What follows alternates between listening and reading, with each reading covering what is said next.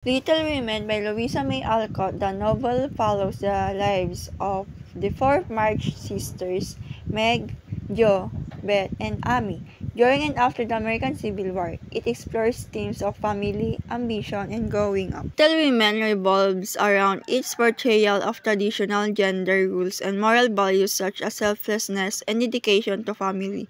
The novel reinforces gender norms and explores the conflict between personal desires and societal expectations. Little Women is a novel written by Louisa May Alcott, an American novelist, drawing from her own childhood memories and family experiences. The characters in the novel, based on Alcott's own sisters, go through financial struggles and personal growth before finding their versions of happiness. The story emphasizes kindness, generosity, and the importance of family. Despite facing various challenges, the March girls ultimately find success in their lives.